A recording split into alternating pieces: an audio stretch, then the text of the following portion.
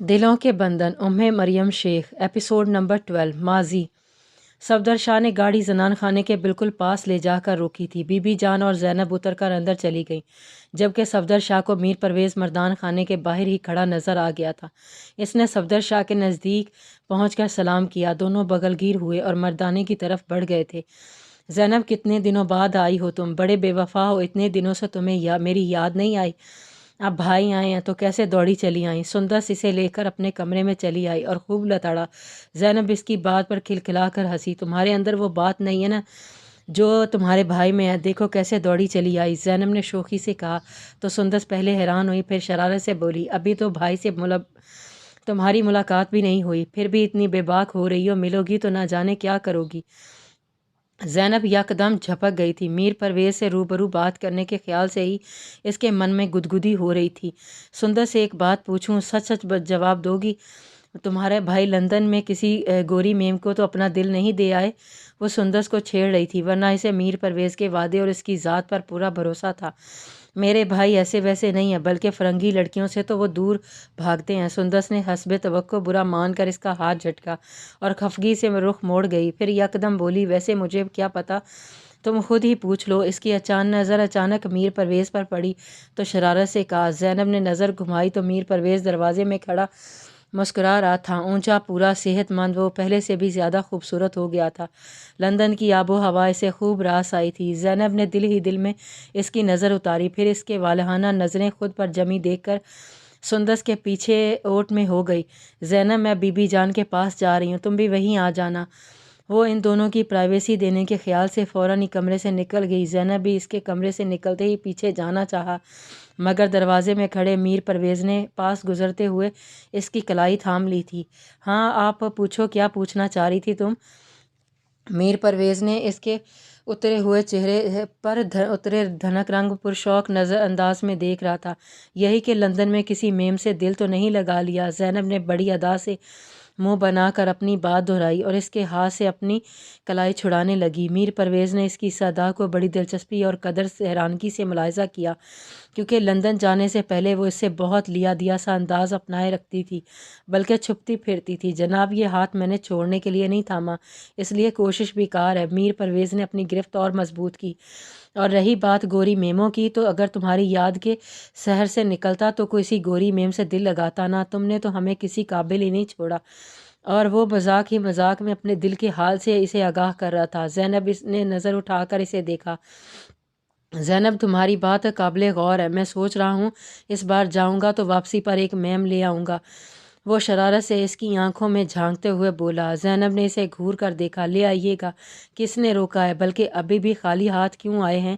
اس بار ہی ساتھ لے آنا چاہیے تھا نا؟ زینب نے اس کا ہاتھ جھٹک دیا اور آنکھوں میں آئی نمی کو چھپانے کے لیے رخ موڑ گئی۔ یار، ایک تو خود ہی مذاق کرتی ہو، پھر خود ہی برا مان گئی۔ اتنے دنوں بعد مل رہی ہو، اب اس طرح کرو گی؟ میر پرویز نے اسے کندھوں سے پکڑ کر اس کا رخ اپنی جانب کیا۔ وہ پلٹتے ہی کمرے سے نکل گئی۔ یار سنو تو صحیح، تمہاری خدمت کرے گی، تم غلط کیوں سمجھ رہی ہو؟ میر پرویز نے اونچی آواز میں کہا اور پھر ایک جاندار کہکا لگایا۔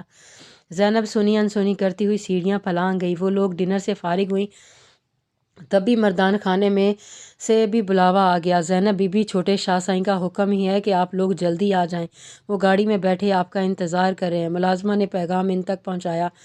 بی بی جان فوراً ہی اٹھ کھڑی ہوئیں۔ سندس، اب تم حویلی چکر لگانا، بس میں ہی ہمیشہ آتی ہوں، تمہیں تو کبھی زحمت نہیں ہوتی۔ زینب نے سندس کو گلے لگا کر پیار بھرا شکوہ کیا۔ اس لیے تو ہم سب سوچ رہے ہیں تمہیں ہمیشہ کے لیے اس گھر میں لے آئیں، تاکہ روز روز کے ان چکروں سے تمہاری جان چھوٹ جائے۔ سندس شرارت سے گویا ہوئی، بالکل پاگل ہو تم۔ زینب شرم سے سرخ پڑ گئی تھی۔ کچھ تو خیال کیا کرو، اگر بی بی جان یا مہر بانو بھابھی سن لیتی تو؟ بی بی جان اور مہر بانو کی موجودگی کے احساس سے گھبرا کر اس نے سندس کی کمر پر دھپ لگائی۔ سندس شرارت سے ہنس دی، پھر اس کے ساتھ زنان خانے کے باہر تک انہیں الوداع کرنے چلی آئی۔ صفدر شاہ انہیں چھوڑ کر جا چکے تھے اور اب اسد شاہ خود انہیں لینے آیا تھا۔ اس نے کبھی بھی میر حویلی کے زنان خانے میں قدم نہیں رکھا تھا، وہاں جانے پر اس کے لیے کوئی پابندی نہیں تھی، لیکن وہ حویلی کے اصولوں کی پاسداری کرنے والوں میں سے تھا۔ میر پرویز سے بھی وہ مردانے میں ہی ملا تھا اور ڈنر بھی اس نے میر پرویز کے ساتھ وہیں کیا تھا۔ سندس زینب کے ساتھ چلتی ہوئی ذرا آگے بڑھ آئی تھی، تبھی اسد شاہ کی نظریں اس پر پڑی۔ جوان ہونے کے بعد اس نے کبھی سندس کو نہیں دیکھا تھا۔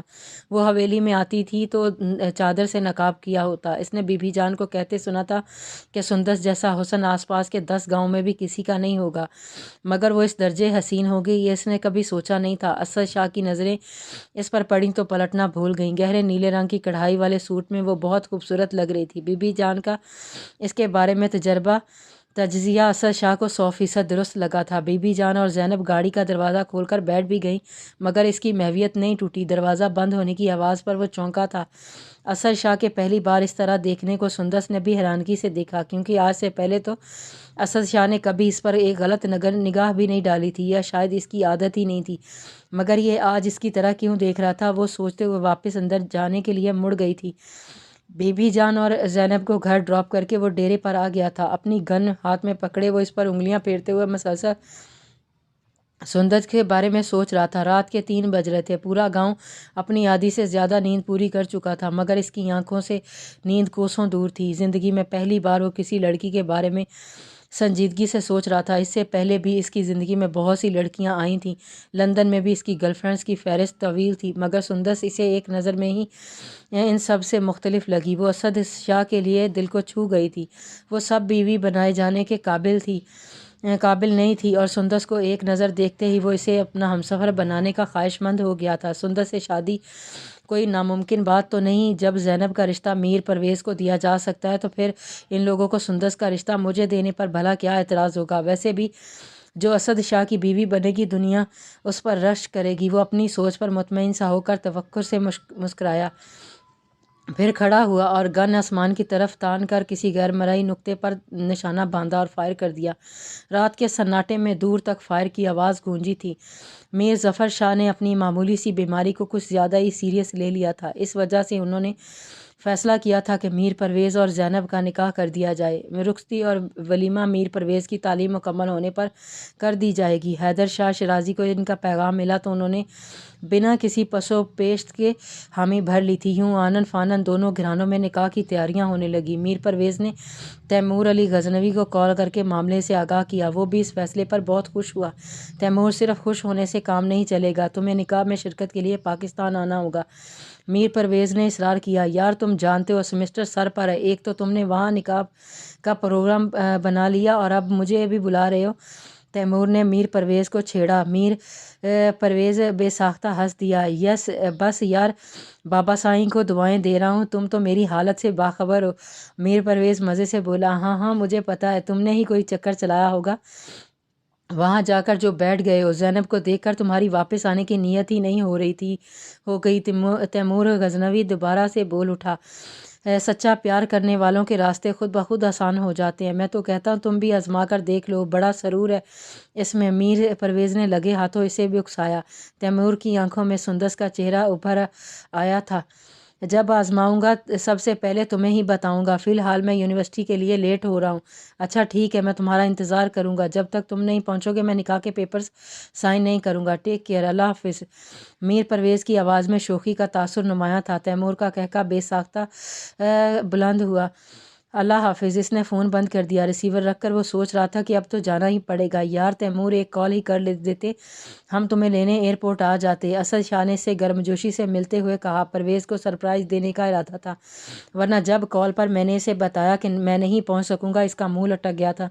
اس نے مجھ سے کہا تھا کہ اگر میں نہیں پہنچوں گا تو یہ نکاح کے پیپرز سائن نہیں کرے گا۔ میں نے سوچا کیوں نہ گوارے کی خواہش پوری کر دی جائے، اور وہ بھی سرپرائز کے ساتھ۔ اگر انفارم کر دیتا تو اس کے چہرے پر یہ خوشی کیسے دیکھ پاتا۔ تیمور نے شائستہ لہجے میں محبت سے تفصیلی جواب دیا۔ میر پرویز نے اس کی محبت پر مشکور ہو کر سر کو ذرا سا خم دیا اور سلوٹ کے انداز میں ہاتھ ماتھے تک لے گیا۔ مجھے کچھ ضروری شاپنگ کرنی ہے، سوچ رہا ہوں شہر کا ایک چکر لگا لیا جائے، کیا خیال ہے، تم دونوں ساتھ چلو گے؟ میر پرویز نے ایک ساتھ ان دونوں کو مخاطب کیا۔ وہ تینوں تیمور غزنوی کے ڈرائنگ روم میں بیٹھے تھے۔ جیسے تمہاری مرضی، میں بالکل فری ہوں۔ تیمور بے کندھے اچک کر، یار میں نہیں جا سکتا، میرے کچھ دوست آئے ہوئے ہیں، مجھے ان کے ساتھ شکار پر جانا، بلوچستان کی سائڈ، صبح روانگی ہے۔ اسد شاہ شیرازی نے سنجیدگی سے کہتے ہوئے معذرت کر لی۔ وہ دونوں باتوں میں لگ گئے اور اسد شاہ شیرازی سگریٹ سلگھائے اپنی ہی سوچوں میں گم ہو گیا تھا۔ وہ سوچ رہا تھا کہ زینب کے نکاح کے ساتھ ہی اپنی اور سندس کے نکاح کے لیے بابا سائیں کو راضی کرے، مگر وقت بہت کم رہ گیا تھا۔ میر ظفر شاہ شاید اتنی جلدی راضی نہ ہوتے، اور اگر ان لوگوں نے انکار کر دیا یا اس معاملے کو بعد کے لیے ٹال دیا تو یہ سبکی بھی ان کی انا کو گوارا نہیں تھی۔ وہ شدید کشمکش میں مبتلا تھا۔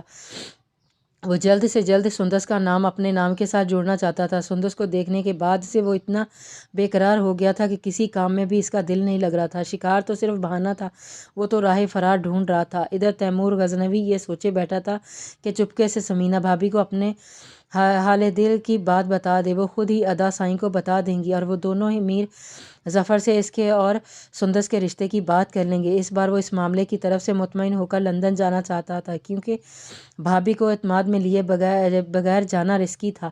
میر پرویز باتوں ہی باتوں میں اشارتاً ذکر کر چکا تھا کہ اس کے بابا سائیں اس کی شادی کے بعد جلد سے جلد سندس کے فرض سے بھی زبردوش ہونا چاہتے ہیں۔ یہ فریضہ وہ اس کے ولیمے کی تقریب میں ہی سر انجام دے دیں گے۔ میر پرویز اور اس کی فیملی بھی دلی خواہش یہی تھی کہ تیمور غزنوی ہی ان کا داماد بنے۔ اسد شاہ کی غسیلی فطرت اور سخت گیری سے سبھی واقف تھے۔ اس کی تمام تر وجاہتیں اور شاندار پرسنالٹی کے باوجود بھی وہ لوگ نازک اور کومل سی سندس کے لیے اسے مناسب نہیں سمجھتے تھے۔ اس کے بنسبت تیمور غزنوی نہایت سلجھا ہوا، سمجھدار، نرم خو نوجوان تھا، اس لیے پوری فیملی کا جھکاؤ اسی کی جانب تھا۔ پوری فیملی برقی کمکموں سے سجی دلہن بنی ہوئی تھی۔ آج میر پرویز کی مہندی تھی۔ میر ظفر مہندی اور نکاح پر بھی سارے ارمان نکال لینا چاہتے تھے، اس لیے حویلی کو بھی خوب سجایا گیا تھا۔ ہر طرف رنگ و بو کا سیلاب امڈا ہوا تھا۔ سب لوگ مہندی لے کر شرازی ولا جانے کے لیے تیار تھے۔ مصور غزنوی اور تیمور غزنوی لڑکے والوں کی طرف سے شامل تھے، جبکہ سمینہ بہن کی نند کی مہندی میں شرازیوں کی طرف سے شرکت کرنے کے لیے صبح سے ہی شرازی ولا چلی گئی تھی۔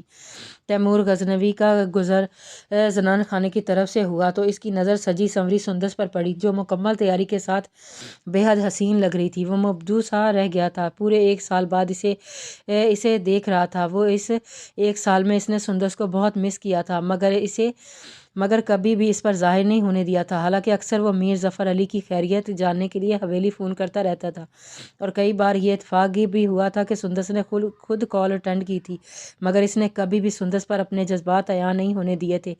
مگر آج وہ چند قدم کا فاصلہ طے کر کے سندس تک پہنچ گیا تھا۔ سندس کیسی ہیں آپ؟ تیمور نے سلام کے بعد اسے مخاطب کیا۔ سندس جو کسی کام سے وہاں کھڑی تھی، اس کی آواز پر یکدم چونک گئی، پھر سنبھل کر اس کے سلام کا جواب دیا۔ ادا تیمور، آپ کب پاکستان آئے؟ ہمیں تو پتہ ہی نہیں تھا کہ آپ بھی شادی میں شرکت کرنے والے ہیں۔ اس نے خوشی اور قدرے حیرانگی سے استفادہ کیا۔ جی چند روز پہلے ہی آیا ہوں، میر پرویز نے بہت اصرار کیا تھا، اس لیے آنا ہی پڑا، مگر اب سوچ رہا ہوں یہاں آنے کا فیصلہ بالکل درست ہے۔ تیمور نے اس کے سراپے پر بھرپور نظر ڈالتے ہوئے معنی خیزی سے کہا۔ اس کی بات کا مفہوم سندس کے سر سے گزر گیا تھا۔ اچھا، بہت اچھا کیا آپ نے۔ سمینہ بھابھی بھی آپ کو بہت یاد کر رہی تھی، وہ اکثر ہی آپ کا ذکر کرتی رہتی ہیں۔ ادا پرویز بھی آپ کو بہت مس کرتے ہیں اور انجوائے بھی نہیں کر پاتے، وہ سادگی سے بولی۔ تیمور غزنوی اس کی سادہ لوئی پر مسکرا رہ گیا۔ میر پرویز کو چھوڑ کر تقریباً پورا خاندان ہی شرازی ولا جانے کے لیے گاڑیوں میں سوار ہو رہا تھا۔ چند لمحوں بعد وہ لوگ روانہ ہو چکے تھے۔ شرازی ولا پہنچنے پر ان کا زبردست استقبال کیا گیا۔ ڈھیروں ڈھیر پھولوں کی پتیاں نچھاور کی جا رہی تھیں، مگر اسد شاہ کو جس کا انتظار تھا وہ اب تک نظر نہیں آئی تھی۔ اتنے دنوں سے بڑی بے صبری سے اس نے آج کے دن کا انتظار کیا تھا، کیونکہ اس کے علاوہ سندس کے دیدار کی اور کوئی تدبیر بھی اس کے پاس نہیں تھی۔ حیدر علی شاہ نے میر ظفر کو گلے لگایا اور پھر اس کے گلے میں شال پہنائی۔ اسد شاہ نے بھی اسی طرح میر جعفر اور میر غضنفر کا استقبال کیا۔ تبھی عورتوں کے جھرمٹ میں اسے سندس کی جھلک نظر آئی۔ وہ وقت جیسے تھم گیا تھا۔ سندس باٹن گرین کلر کی فراک اور تنگ پاجامے میں ملبوس، بنا نقاب کے ڈیپ ریڈ لپسٹک لگائے قیامت ڈھا رہی تھی۔ اسد شاہ بنا پلکے جھپکائے سے بے خودی کے عالم میں دیکھتا رہ گیا تھا۔ اسد شاہ یوں ہی کھڑے رہو گے یا اندر بھی چلو گے؟ صفدر شاہ کے ٹوکنے پر وہ گڑبڑا گیا۔ سندس باقی سب کے ساتھ حویلی کے اندر جا چکی تھی۔ زرد جوڑے میں ملبوس، ہاتھوں میں گجرے، کانوں، گلے اور ماتھے پر پھولوں کے زیور پہنے زینب نظر لگ جانے کی حد تک پیاری لگ رہی تھی۔ مہر بانو بھابھی نے فوراً اس کی بلائیں لیں، پھر اس کے ماتھے پر پیار کیا، جبکہ فائزہ نظر انداز کر کے ادھر ادھر دیکھنے لگی۔ وہ بھلا اپنے سوا کسی کی تعریف کیسے برداشت کر سکتی تھی؟ زینب، آج اگر بھائی تمہیں دیکھ لیں تو کل ہی رخصتی کروا کر دم لیں گے۔ سندس جو اس کے پہلو سے چپکی بیٹھی تھی زینب کے کان میں سرگوشی کی۔ زینب کے چہرے پر گلال بکھر گیا تھا۔ اس نے سندس کو کوہنی سے ٹھونک دیا۔ سندس کو کھلکھلا کر ہنس پڑی۔ سندس کی مہندی کی رسم اور کھانے سے فارغ ہونے کے بعد لڑکیاں ڈھولکی لے کر لہک لہک کر گانے گا رہی تھیں۔ تبھی کچھ لڑکیاں کھڑی ہو کر ڈانس بھی کرنے لگی تھی۔ ایک لڑکی نے ہاتھ پکڑ کر سندس کو بھی اٹھا لیا۔ سندس پہلے تو ذرا سا جھجکی، پھر ان سب کے ساتھ شامل ہو گئی۔ اس کا نرم گزاد جسم ڈھولک کی تھاپ پر لچک رہا تھا۔ تیمور کی نظریں بار بار بھٹک کر سندس پر جا رہی تھیں۔ اوپر سے لان کا منظر بالکل صاف نظر آ رہا تھا اور اسد شاہ اپنے کمرے میں کھڑا دونوں ہاتھ کھڑکی پر جمائے بڑی دلچسپی سے یہ سہانا منظر دیکھ رہا تھا۔ اسے پورے لان میں سندس کے سوا اور کوئی نظر نہیں آ رہا تھا۔ اس نے انگلیوں میں دبے سگریٹ کو لبوں میں دبایا اور یہ گہرا سانس لیا۔ بی بی جان اپنی جگہ سے کھڑی ہوئی اور سندس پر نوٹ واری کرنے لگی۔ سندس نے یک دم جھپک کر چہرہ ہاتھوں میں چھپا لیا۔ اسد شاہ اس کی معصوم سے انداز پر جی جان سے فدا ہو گیا تھا۔ سندس کو واش روم جانے کی ضرورت محسوس ہوئی تو وہ حویلی کے اندرونی حصے کی طرف چلی آئی۔ وہ حویلی آتی رہتی تھی، اس لیے اسے واش روم کی سمت کا پتہ تھا۔ کچھ دیر بعد وہ واش روم سے نکلی اور لان میں جانے والی راہداری کا رخ کیا۔ تبھی کسی نے پیچھے سے اس کا ہاتھ پکڑا اور اسے ایک ہاتھ اس کے منہ پر رکھ کر راہداری کے ساتھ بنے کمرے میں کھینچ لیا۔ کنٹینیو جاری ہے۔